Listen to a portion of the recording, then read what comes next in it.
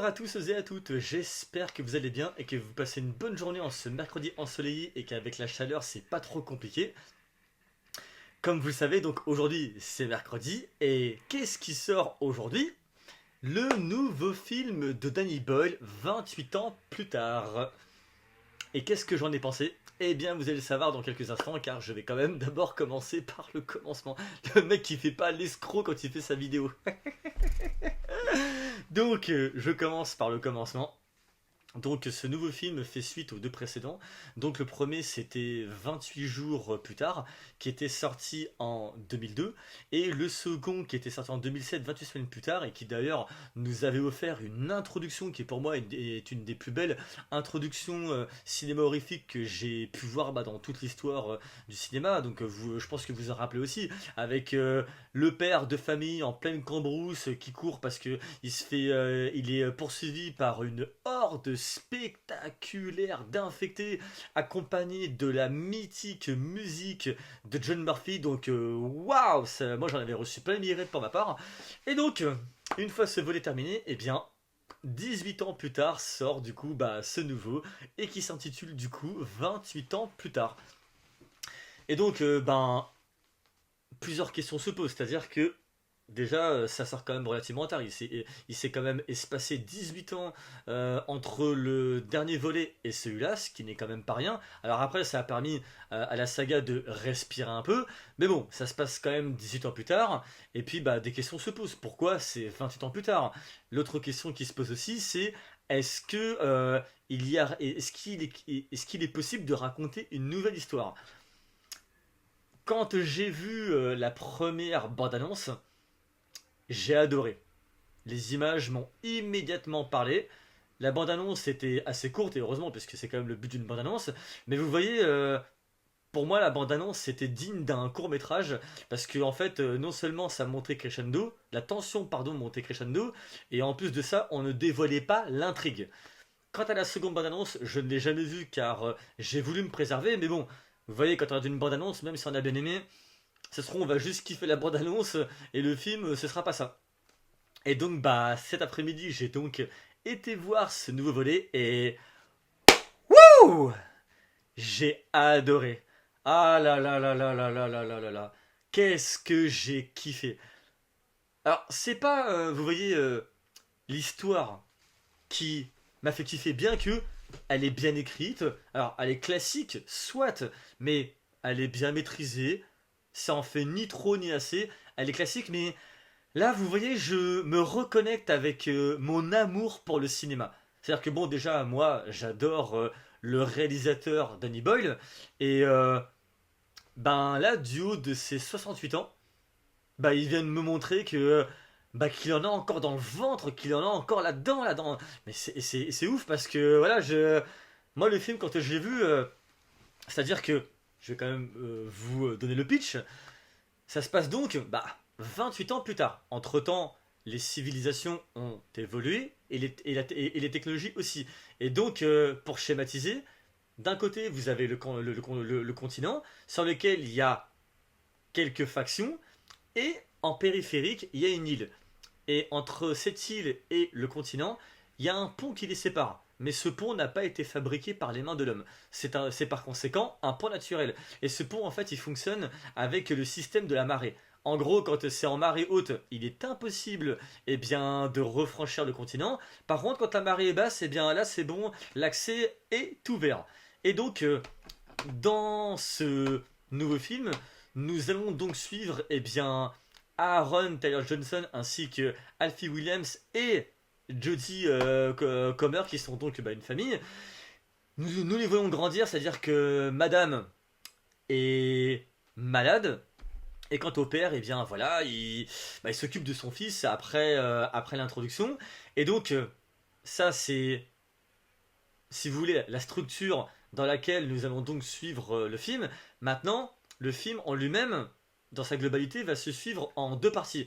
Dans une première, ça va être un récit initiatique. Quant à la seconde, il y aura de l'horreur, du survivalisme, du dramatisme, de la poésie et également de la spiritualité. Alors oui, je sais que ça va en faire frémir plus d'un. Je parle de spiritualité, je parle de poésie. Il y en a qui vont se dire ah non John, ça c'est pas fait pour moi. Il n'y a pas de souci, les amis, je comprends. Si vous voulez voir le film, vous allez le voir, et si vous voulez pas, n'allez pas le voir. Je ne peux pas vous forcer, je ne peux que vous conseiller. Mais cette vidéo n'est même pas terminée. Que là, tout de suite comme ça, je vous dirais, allez le voir parce que c'est une bombe. Enfin, en tout cas, moi, pour ma part, c'est une bombe, hein. Pas au niveau de l'histoire. L'histoire, c'est pas forcément que je m'y attendais, mais Danny Boyle en tant que réel, il m'a fait moi plaisir parce que j'ai vu des choses qui m'ont plu justement dans la réalisation, tout comme dans les prises de vue et le montage. Et par conséquent, je vais y venir. Enfin, en tout cas, pour terminer, il faut pas s'attendre à voir des militaires en train de buter des infectés pendant 2 heures. Voilà, il y a quand même une histoire, il y a quand même un certain drama présent dedans, avec plein de choses aussi qui vont tourner, vous voyez, comme tout le système autour du système solaire. Voilà, c'est pour schématiser, c'est un peu comme ça que ça va se passer. Et donc, à présent, pour concernant du coup la réal, bah ouais, en fait, Danny Boy il m'a trop fait plaisir parce que déjà, bon, ça a été tourné à l'iPhone. À l'époque, quand il avait fait 28 jours plus tard, il l'avait tourné en DV. Et là, pour le coup, pour 28 ans plus tard, il l'a tourné à l'iPhone 15. Bon, d'accord, ok, tu me parles d'iPhone 15, d'accord, très bien, mais je suis quand même assez curieux de voir ce qui va en être, et, parce qu'en fait c'est la lentille en fait qui bouge. Maintenant après derrière tu vas avoir l'objectif avec le trépied, et puis ensuite tu fais tes rails de travelling, t'as ton découpage technique, tu suis tout ça en fait. Et mais je veux dire, moi ce que je voulais voir vraiment c'était qu'est-ce qu'il en est quoi. Et les prises de vue, oh lolo lolo lolo lolo lolo, les prises de vue mais elles sont magnifiques. Oh purée, ça vous voyez ce film là, je vous interdis de le regarder sur iPhone. Qui suis-je pour interdire quoi que ce soit? Non mais je veux dire non, ce film il est à voir au cinéma. C'est un film qui a été fait pour le grand écran, même si effectivement il a été tourné à un iPhone 15. Mais oh, il y a des plans. Ah, ils sont sublimes, ils sont magnifiques. Les mouvements caméra. Oh là là là là là là. Et d'ailleurs je le félicite justement pour ça parce que il a quand même fait quelque chose d'Hannibal qui m'a surpris, et ça, bon, c'est le processus après de fabrication de film qui veut ça, mais vous voyez, comment vous expliquer? En gros, il filme, ok, il a sa manière de filmer, c'est une chose, c'est un fait, mais en fait, dans le montage, en fait, il fait des propositions, il donne des variantes. Mais si vous voulez, ces variantes en fait, elles sont pas lourdes. En fait, c'est des propositions, mais c'est pas une proposition qui va faire mettre sur tout le récit. En grosso modo, ah oui, voilà, ça y est, je sais comment le dire. Oui, il faudra m'excuser parce que j'ai été voir le film assez récemment, donc du coup, je vous en parle, on va dire relativement à chaud, donc voilà. Mais je sais que vous me pardonnerez quand même pour ça, hein. Mais en fait, en gros, dedans, en fait, le montage, si vous voulez, il a été fait euh, pour faire en sorte que le spectateur, en tout cas en fonction de chacun, et de par conséquent sa sensibilité, qu'on ait des lectures différentes. En gros, vous allez avoir la lecture basique, donc avec tous les codes horrifiques, mais à côté, par exemple, et je vous rassure, il n'y a pas de spoil évidemment, mais vous voyez par exemple un personnage du récit qui va avoir un battle avec un infecté, eh bien, il va y avoir des propositions qui vont se faire, mais ça va durer l'espace d'un instant. C'est juste une proposition. Mais cette proposition, pour éviter d'alourdir le spectateur, eh bien voilà, c'est juste pour dire, je te propose ça, mais si jamais cette proposition ne te plaisait pas, eh bien sur le reste, t'inquiète pas que tous les codes sont respectés. Et ça, eh bien je le félicite pour ça, parce que c'est ce que j'aime, c'est ce que je veux, avoir plusieurs niveaux de lecture depuis lesquels je peux, en fait, depuis lesquels je peux, voilà, avancer à ma guise. C'est-à-dire que moi qui adore les variantes de plans, et en particulier quand elles sont maîtrisées, bah là, j'ai adoré. Il y a eu des plans où je m'étais dit, ah, celui-là, je l'ai trouvé un peu moyen, mais dans la seconde d'après, hop, dans la seconde d'après, hop, il reprend, vous voyez, un équilibre, et là, mais purée, mais c'est trop de la bombe! C'est ça que j'aime dans un film. Vous voyez, parce qu'en gros, il n'y a pas de il a pas cherché à, oui, il a pas cherché à faire quelque chose de ultra spectaculaire, un truc qu'il a pas maîtrisé. Non, non, c'est vraiment du terre à terre. Mais dans ce terre à terre, il fait des propositions de cinéma. Et quand je vais voir un film au cinéma, voilà, c'est le genre de choses à moi qui me plaît. Et par conséquent, bon bah voilà, bah, comme vous pouvez le voir en m'entendant parler, voilà, c'est ce que j'aime, c'est ce que j'ai envie, et j'ai faim de ça. Voilà, j'aime ces genres de nourriture là, et ouais, franchement, c'est de la bombe atomique, hein. Et désinfectés, j'en parle des infectés, les alphas. Non, les alphas, je vais pas vous en parler parce que il faut que vous le découvriez vous-même, mais les alphas, ils sont gueudins là-dedans. Ils sont complètement ouf, les bordels, c'est un truc, laisse tomber. Et il y a deux trois scènes comme ça dans le film, oh là là là là, purée, ça envoie du méga pâté. Ensuite, une chose dont il faut que je veux parler aussi, parce que ça, c'est. Ça, franchement, je pense que beaucoup de personnes vont kiffer, mais le sound design. Oh là là là là là là là là là là là là. Le sound design, il est mortel, il est dantesque. Oh là là là là. Mais vous pouvez pas savoir, il y a. Ouais, non, si vous pouvez pas savoir parce que vous étiez pas avec moi, donc du coup, forcément. Mais il y a une scène, vous voyez. Alors, c'est un petit indice, il n'y a pas de spoil, mais c'est juste un petit indice. Il y a une scène en pleine nuit avec un sound design, mais j'ai pris un pied monstrueux.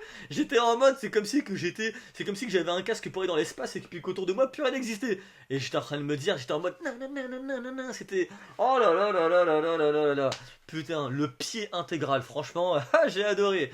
Et je ne pourrais pas évidemment vous parler de tout ça sans ne pas parler du casting qui est également aux petits oignons et mention spéciale quand même au petit Alfie Williams. Je ne peux pas vous en dire plus, mais j'ai été bluffé par sa presta. Et puis en plus, la petite cerise sur le gâteau, parce que celle-là, c'est pareil, je m'y attendais pas non plus. Et je ne vous dirai pas également à quelle partie du moment du film il intervient, mais Jack O'Connell, qui avait fait Skin, qui avait travaillé également avec Angelina Jolie. Donc c'est un réalisateur britannique, tout comme Danny Boyle qui est aussi britannique, mais quand je l'ai vu, ah la vache. Donc ouais, comme vous l'aurez deviné, moi j'ai trop aimé le film. Voilà, moi vraiment le film il m'a conquis dans sa réal, ses prises de vue. Voilà, le film en fait il est audacieux et c'est cette audace que j'ai aimé. Voilà, Danny Boyle il y va, bim allez hop, il a pas le time, il y va et voilà, et il maîtrise son truc. Il se pose à un moment donné à la place des spectateurs en se disant bah tiens je vais proposer ça, mais par contre je vais faire attention à ça parce qu'il faut à boire et à manger quand même pour tout le monde, mais il faut pas perdre quand même l'essence de la saga, il faut qu'elle soit là. Et pour le coup, il arrive très très bien parce que du coup, pour moi, ça arrive à faire un bateau du coup entre cette nouvelle génération et la génération ancienne. Voilà, il y a vraiment à boire et à manger pour chacun et chacune d'entre vous comme d'entre moi. Et ça, franchement, ouais, j'ai trouvé ça vraiment trop trop top. Donc voilà, comme vous le voyez, je suis super content. Ouais, je pense que pour moi, pour le moment, c'est peut-être un de mes films. C'est dans, il est je dirais qu'il est ouais, dans mon top list, peut-être des 5 meilleurs films là, que j'ai pu voir cette année. Vous, dites-moi en commentaire ce que vous en avez pensé si vous êtes allé le voir aujourd'hui. Sinon, autrement, eh bien, prochainement, quand vous irez le voir, n'hésitez pas à me dire en commentaire ce que vous en avez pensé, car je suis trop pressé de savoir ce que chacun peut en penser en fonction de sa sensibilité. Autrement, on se retrouve pour une prochaine vidéo. Surtout, portez-vous bien. Ciao!